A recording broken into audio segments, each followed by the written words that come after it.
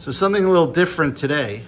This is grand scale for me because this is a 15, 18 millimeter AB Eureka miniatures. Usually I tend to stick with 10 6 millimeter. Aside from just liking the look, they're a little less intimidating than these bigger figures for me. But I did start playing around with them. Really started with the Prussians from 1806. I wasn't happy with how I painted them. It actually took me some time to get used to painting these larger figures.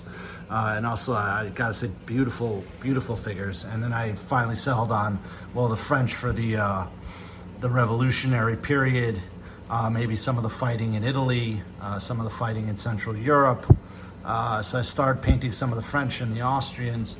You see here some of my French and tricorns. The flag is a remnant of when I thought they were gonna fight Prussians in 1806, but I'm gonna change that for the revolutionary flags.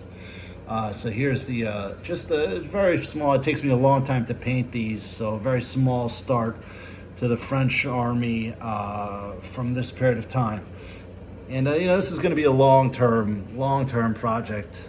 Again, it takes me much longer, and I'm still getting used to painting them and how to do it. So it's a work in progress. I'm getting better over time, but these are the start of the French army. The officers there, I think I have to redo. Those were some of my earlier figures. And again, 18 millimeter, they're the dragoons, 18 millimeter AB Eureka miniatures. These are just beautiful figures in my opinion. And it's really what got me started with these, was just looking at the pictures on the web page. The web pages that have pictures, I mean, it's just, the figures sell themselves. And these are just beautiful sculpts. Here's the start of my Austrians.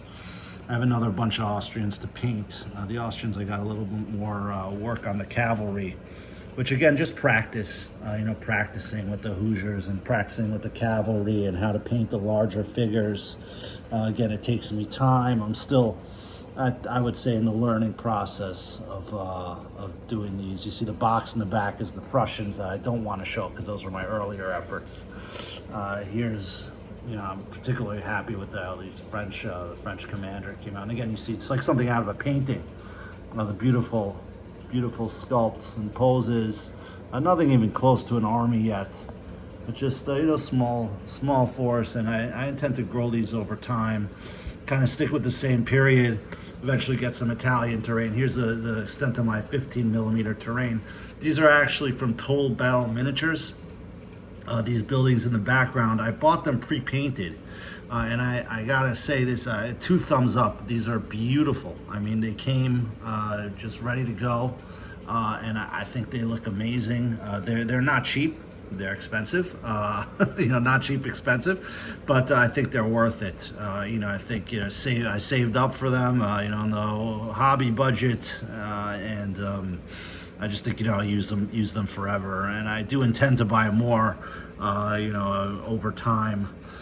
Maybe some of the some stuff that would work for Italy, but just the Eastern Front stuff can work for my World War I Germans. Some World War II stuff that I've been working on. Just Eastern Front terrain is always, in my Russian Civil War, you'll see them in that. Videos to come, I've been working on the Russian Civil War stuff.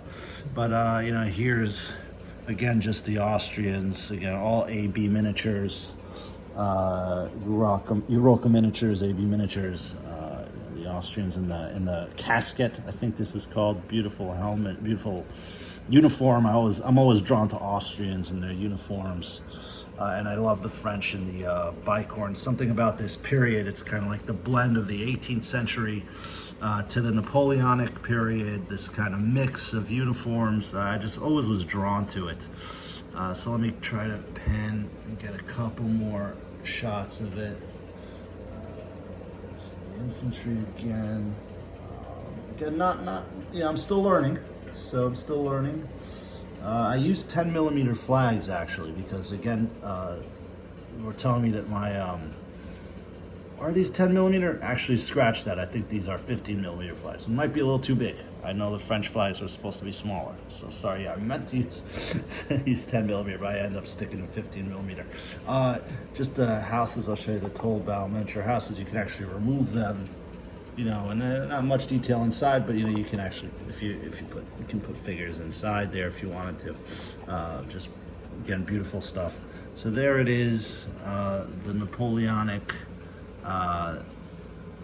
early period, revolutionary period, minus the one flag, French,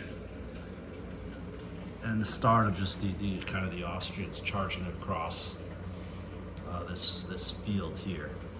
So anyway, I hope you enjoyed, and hopefully I hope to get a video up of the Russian Civil War stuff soon.